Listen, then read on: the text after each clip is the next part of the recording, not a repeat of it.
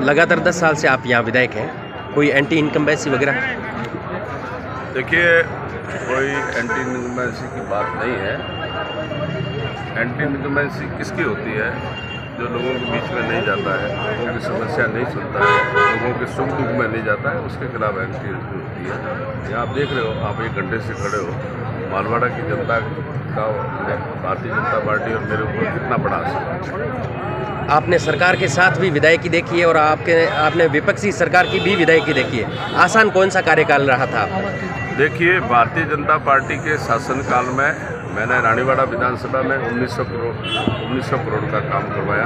उसमें 650 किलोमीटर की सड़कें बनाई, 14 मैंने GSS बनाए, और आज से 7 साल पहले हमने रानीवाड़ा में नर्मदा का पीने का जो पानी है वो 50 गाँव में दिया। अब जैसे ही सरकार बनी, हमने आज 650 किलोमीटर जो सड़कें बनी हैं, ये सरकार उसके ऊपर पेश वर्क भी नहीं कर पाई। जल जीवन मिशन में जो पानी हमने 50 गांवों में पहुंचाया था, और 250 करोड़ का BR क्लस्टर का टेंडर हुए आज 2-2.5 साल हो गए, परंतु वो काम कहीं पाइप डाल दिए, कहीं नहीं डाले, आधा अधूरा काम है। तो ये सरकार का बहुत फर्क है। 5 साल में तो सारा काम हो जाना चाहिए, परंतु मुख्यमंत्री जी ये काम करना नहीं चाहते, क्योंकि मुख्यमंत्री जी को पता है कि लोग अगर नर्मदा का मीठा पानी पी लेंगे तो उनको पता है कि ये केंद्र सरकार मोदी जी की योजना है, इसलिए मेरा सूपड़ा साफ हो जाएगा, इसलिए इन्होंने ठंडे बस्ते में इसको डाल रखा है।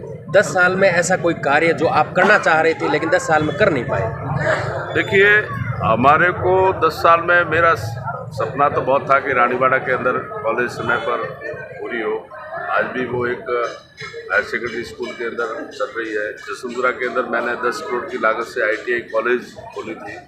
दुर्भाग्य से इस कांग्रेस की सरकार में वो भी बंद पड़ी रही। और इसके अलावा मेरी इच्छा थी कि जैसे इसी गांव में प्रधानमंत्री आवास योजना में गरीबों के मकान बन नहीं रहे हैं, घर कनेक्शन इस सरकार ने किए नहीं है, सोशल वेलफेयर के इस सरकार ने सारे काम ठप कर रखे हैं। आज भी कई दिव्यांग बंधु मुझे मिलते हैं, तो इनकी जो योजना है वो बहुत कम मात्रा में है, नहीं के बराबर है। और सरकार ने इस चुनाव की दृष्टि को लेकर जो रेवड़ी बांटने का काम किया, मोबाइल देने का काम किया। अब जैसे गांव में 1000 परिवार है और ये मोबाइल दे रहे हैं 140 लोगों को, तो 860 लोगों ने इस कांग्रेस सरकार का क्या बिगाड़ा है? सबको देना चाहिए। 2018 में आप बहुत कम मार्जिन से विजयी हुए थे, उसके बाद लोकसभा में पिछड़ गई यहाँ से, और पंचायती राज चुनाव में भी आप बीजेपी यहाँ से पिछड़ी है, तो इस गैप को आप पूरा कैसे कर पाएंगे? देखिए, गैप निश्चित तौर से कम हुआ था, ये बात मैं मानता हूँ, पर मेरे सामने जो कैंडिडेट है उनका एकमात्र बहस जातिवाद है, उनका एकमात्र बहस लड़ाई टंटे करना है, उनका एकमात्र काम भ्रष्टाचार फैलाना है। तो वो तो पिछली बार गैप कम था, अब की हम लोग ब्याज समेत उनको चुका देंगे, और हम उनको एक साथ चुका देंगे और 50,000 से हम हराएंगे। हमारे दोनों उपचुनाव हुए, अपना ये लासीवाड़ का उपचुनाव हुआ, राजपुरा का उपचुनाव हुआ, तो हम दोनों सीटें जीते। अगर आप जीतते हैं और इस बार भी बीजेपी की सरकार बनती है तो रानीवाड़ा जिला बन पाएगा क्या? देखिए, रानीवाड़ा को सांचौर में इन्होंने डाला है, तो इसमें रानीवाड़ा में 53 दिन की हमारे मुकेश जी खंडेलवाल खड़े हैं, इन लोगों ने 53 दिन की हड़ताल भी की, 5-7 दिन को हड़ताल भी रहे। सरकार जिला बढ़ाए, हमें कोई आपत्ति नहीं है।